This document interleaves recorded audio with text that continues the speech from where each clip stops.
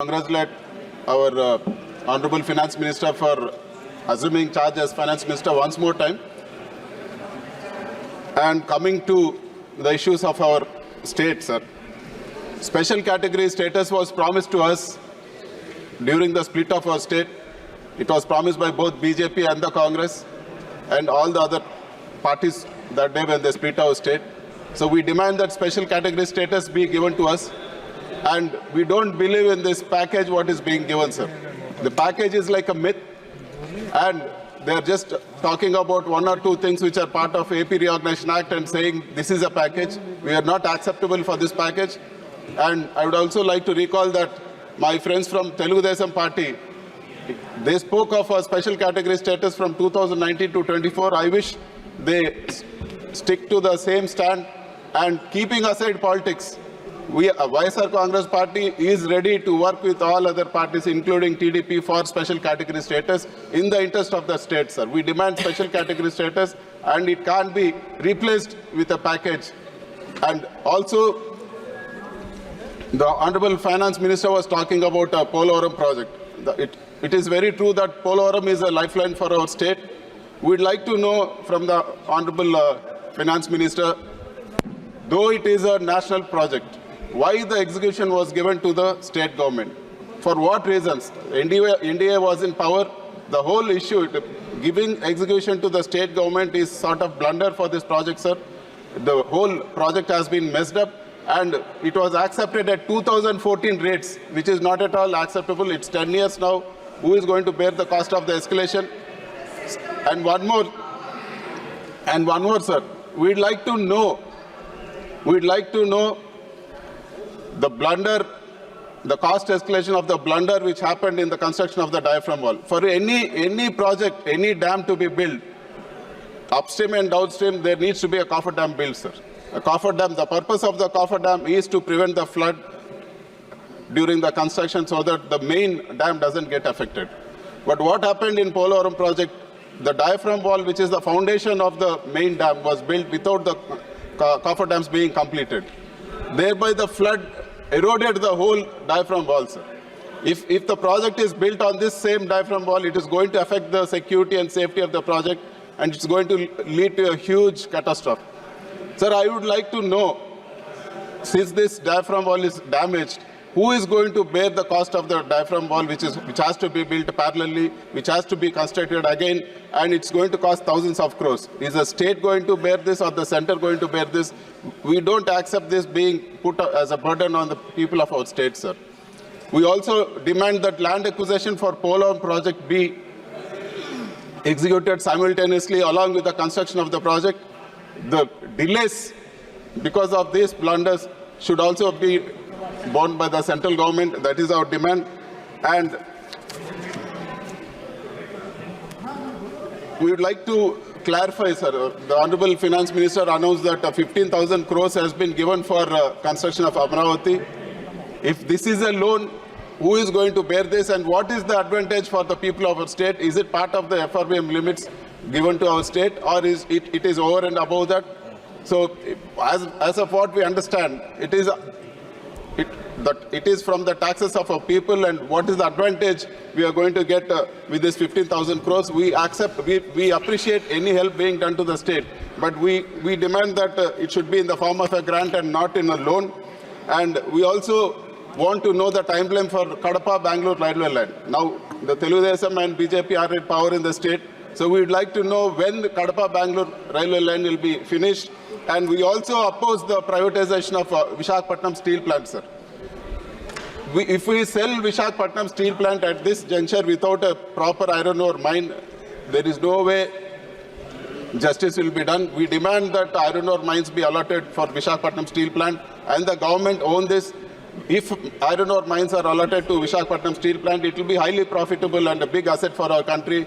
And we strongly oppose the privatization of Visakhapatnam steel plant. And we also demand whatever the other promises which have been made in the AP Reorganization Act. It has been 10 years since the promises have been made, and the tenure of AP Reorganization Act is also over. We want to know what's happening for Visakhapatnam Metro, Kadapa Steel Plant, And we also want to know, sir, the promises made in the form of Super 6 during the election. So we would like to know the timeline, because NDA is in power in our state. We would like to know the timeline for the execution of Super 6. We hope that Super 6 promises will not become Sorry 6 promises for our state. We wish and we hope the promises are kept. And it was promised that immediately after coming to power, all the Super 6 promises will be taken care of. But we don't find it, sir. Apart from one promise, nothing has been kept. And I would like to bring to the notice of the House, sir. Without proper law and order, how will the investments come? For example, sir, I've been restricted from going into my constituency. They attacked me. They had burned my vehicles. They destroyed my vehicles. The attack was, it was in the full glare of all the TV channels. And finally, a case was booked against me, sir. The attempt to murder case was booked against me. After an attack happened on me, a reverse case was booked against me. Such is the law and order situation. If the law and order situation is so bad in our state, how will investments come into our state, sir? I demand from the government that law and order be restored in our state and all the violence has to be put to an end. And I would also request the government not to cut down on the spending of the 11 lakh crore capital expenditure for various other reasons. And also, I demand that MSMEs be given a top priority, because MSMEs constitute 30% of our GDP and 45% of our exports. They have huge issues in raising capital, sir. So, and they also have huge issues in regulatory compliances. So if these things are taken care of, MSME will grow further, and it's good for the economy of our country. And it is one of the major step we need to take for achieving a 5 trillion economy, and hoping that the Honorable Finance Minister will answer to all our NDA. So Modi ji has been elected for the continuously third time. So people of this country have shown faith in Modi ji and have voted for his leadership and given a strong mandate to NDA. In last 10 years, under his leadership, this country has witnessed bold economic reforms like Make in India initiative, GST, labor reforms, etc. to social reforms like Beti Bachao, Beti Padhao, Pradhan Mantri Jan Yojana, Ujjwala Yojana, etc. Sir, I am only mentioning few here, but there are so many. Honorable Modi ji has left a long-lasting impact on our nation.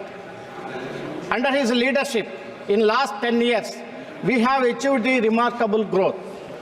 We are the fastest growing economy. We are the 5th largest economy, and we will definitely be 3rd largest economy in course of next few years.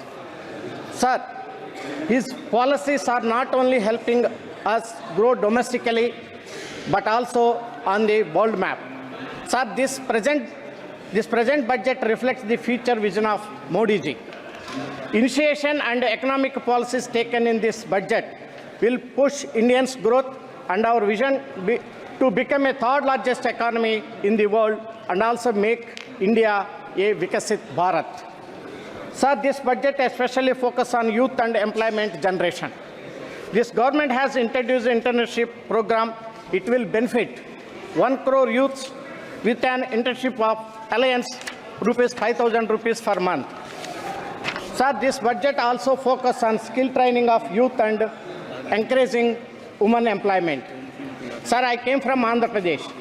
It is financial condition is not hidden. The previous AP government has done nothing for the progress of the state and made it more miserable for the present government to even survive.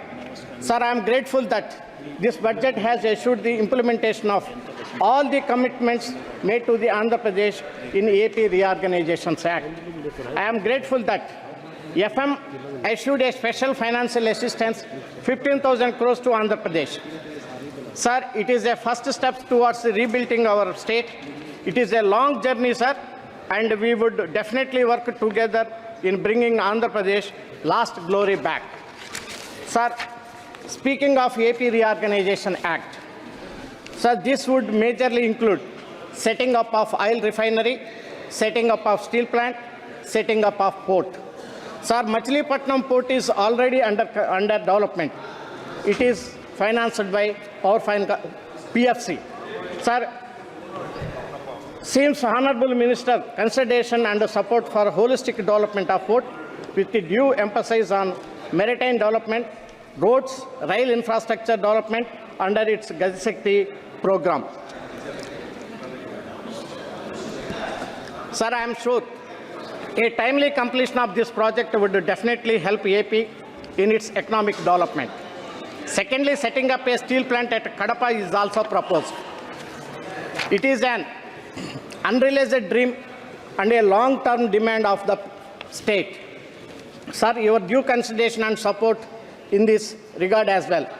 Thirdly, and very importantly, sir, setting up of oil refinery near Machilipatnam port, a good area of land, a good land is available in Machilipatnam port. I request the government to consider this project at Machilipatnam. Sir, there are two more important issues, sir. Sir, one is Andhra Pradesh present permanent capital city, and second one is Polavaram irrigation project. Sir, as everyone of us here are aware, Andhra Pradesh till date doesn't have a permanent capital city. And the Honorable Minister has given the financial assistance for the development of capital city, that is Amaravati. I thankful to the government. And regarding Polavaram project, sir. So importantly, FM has mentioned financing and early completion of the Polavaram irrigation project, which is the lifeline for Andhra Pradesh and its farmers.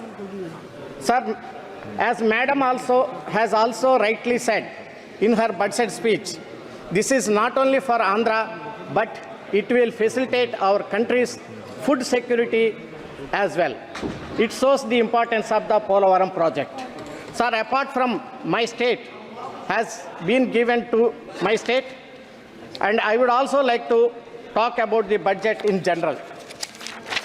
Sir, regarding capital infrastructure and PLIs, the first and foremost, as all appreciate the fact that budget aims to boost infrastructure development in country and same will create employment. Sir, our government has given a more importance to capital infrastructure and push for manufacturing through production-linked incentive schemes.